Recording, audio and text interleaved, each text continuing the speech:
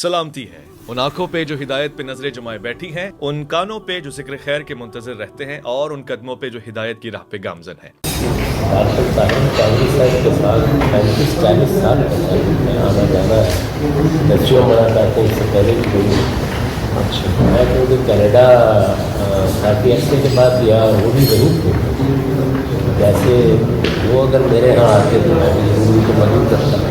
انہوں نے بہت اصرار سے کہا کہ میں پہلے بھی ملتے رہے کھانا کھانے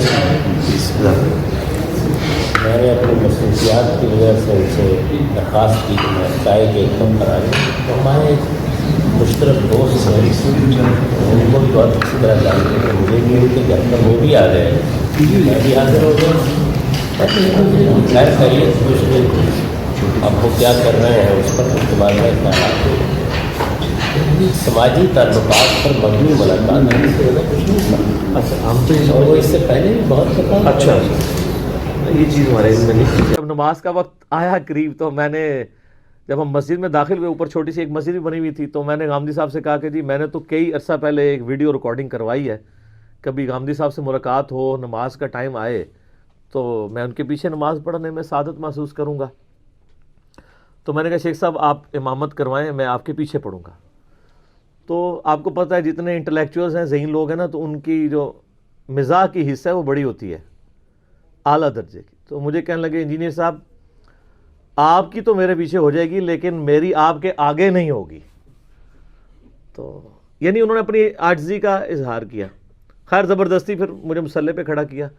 ہم نے چونکہ 2 فرض پڑھنے تھے تو 2 فرض پڑھ کے اسلام پھیر دیا۔ تو غامدی صاحب چونکہ مقیم ہیں لاہور کے ہی، تو انہوں نے 4 فرض اپنے پورے کیے۔ اس کے بعد پھر اگلی اقامت ہوئی عصر کے لیے، عصر کے بھی ہم نے پھر 2 فرض پڑھے، انہوں نے 4 پڑھے۔ جب نماز مکمل ہو گئی تو غامدی صاحب اٹھنے لگے تو میں نے ان کو ریکویسٹ کی کہ سر تھوڑی دیر کے لیے بیٹھ جائیں، دعا کروا دیں۔ یعنی وہ دعا جو ہے وہ نماز کے بعد کی دعا نہیں تھی بلکہ دعائے وسیلہ تھی، کسی نیک بندے سے اپنے حق میں دعا کروانا۔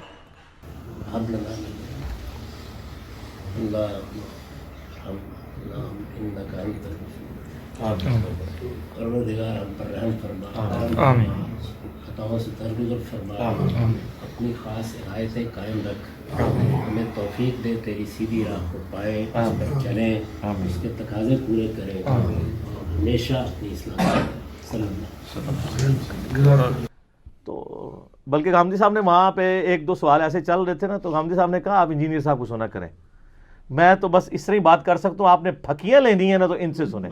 پھکی کا لفظ انہوں نے استعمال کیا، انہوں نے کہا یہ پھکیاں دیں گے اور آپ کو جب آپ ایک بار انجینئر صاحب کو سنیں گے پھر آپ سنتے ہی چلے جائیں گے۔ الحمدللہ یہ ان کی شفقت تھی، اور میرے لیے اعزاز کی بات ہے ایک بڑے عالم کا اس طریقے سے ویڈیوز دیکھنا، اس کے اوپر کامنٹس کرنا۔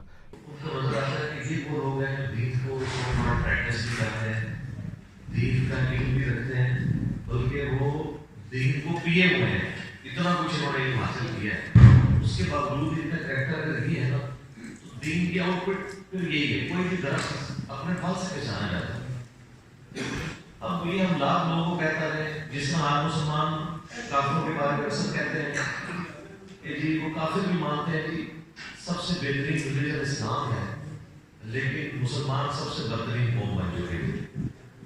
تو ہم کافروں کو بھی دعوت دیتے وقت یہ کہتے ہیں کہ جی جناب آپ ہماری عوام کو نہ دیکھیں، ہمارے دین کو دیکھیں۔ یہ تھا کہ جو اللہ جس میری مرضی کے بغیر پیدا کیا اور اس نے اتنے بڑے امتحان میں ڈالا ہے، میرا اس کے ساتھ محبت کا رشتہ کیسے؟ میں اگر ڈاڈر کی زندگی گزاروں جو قرآن کا اصول ہے تبھی میری کامیابی ہو سکتی ہے۔ یہ جو ہم کہتے ہیں اشد اللہ، کیسی شدید محبت ہو سکتی ہے کہ انسان اتنی بڑی مصیبت میں کرو ورنہ ماریں گے، انسان ڈاڈر کی زندگی گزارتا ہے۔ تو میں محبت کا کیا فارم نہیں سمجھ سکا یا محبت کا جو صحیح معنی ہے کچھ اور ہے، اس طرح پہلی چیز تو یہ ہے کہ آپ نے فرمایا کہ اللہ تعالیٰ نے مجھ سے پوچھا ہے، اللہ تعالیٰ تو کہتے ہیں کہ میں نے پوچھا ہے۔ میں نے جب انسانوں کو تکلیف کیا میں نے ان سے سوال کیا کہ کیا میری ذات کو پہچانتے ہو، میں تمہارا پروردگار ہوں؟ سب نے اقرار کیا کہ آپ ہمارے پروردگار ہیں، کوئی منکر نہیں تھا۔ دوسرا یہ جو ارادے اور اختیار کی نعمت ہے، امانت ہے، میں نے آسمان و زمین کے سامنے پیش کی، انہوں نے اٹھایا، انسان نے اٹھا لیا، اور انسان نے اٹھا لی تو انہوں نے اٹھانا ظلم ضرور ہے. انسان کے اندر اعلیٰ اور برکت چیزوں کو حاصل کرنے کے لیے جنون کی تبدیلی، یہ جو آپ علم میں، تحقیق میں، صوفیانہ مشاہدات میں، مراقبوں میں، نروان حاصل کرنے کی جدوجہد میں، معمل میں بیٹھ کر دنیا کے لیے نئی نئی چیزیں تخلیق کرنے میں، مریض تک پہنچنے میں انسان کی برف بھی نظر آتی ہے. یہ انسان کا یہی ظلم اور ضرور ہے، یعنی جو جذبات میں آتا ہے کسی اعلیٰ چیز کو حاصل کرنے کے لیے اپنے سب کچھ داؤ پہ لگاتے ہیں. اس کاشتی کی ساری داستانیں اسی کو انسان اپنی فطرت کو لحاظ سے دنیا کو اختیار کر چکا ہے. اس کی عملی دلیل ہے وہ کیا ہے؟ ہر ایک کو معلوم ہے دنیا کی زندگی عارضی ہے، ہر ایک جانتا ہے اس کا دکھ ہے، ہر ایک جانتا ہے تکلیفیں ہیں، ہر آدمی کو معلوم ہے کہ اس کے اندر سب لوگ برابر نہیں ہیں. وہ جدوجہد ہے جس کے دونوں میں عنوان ہے، اس میں تجھے مرنا چاہتے ہو گزری کا. اس کا مطلب یہ ہے کہ دل کی گہرائیوں سے خدا کے اس فیصلے کو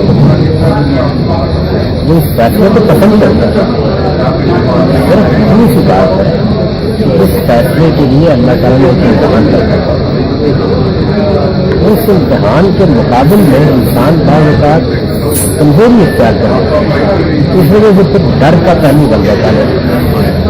اگر وہ اس کو مثبت پہلو سے دیکھتے ہیں اور یہ محسوس کریں کہ میرے مالک نے مجھے کیا دے دیا، ضرور دے دیا، اعلیٰ اخلاقی ضرور دے دی، بے پناہ عقل دے دی، استمداد کی غیر معمولی صلاحیت دے دی، نئی دنیایں تخلیق کرنے کے لیے وہ نعمتیں دے دی کہ میں آج تخلیقی عمل میں اگر انسان غور کرتا ہے ایسا لگتا ہے خدا کے مقابل میں کھڑا ہے.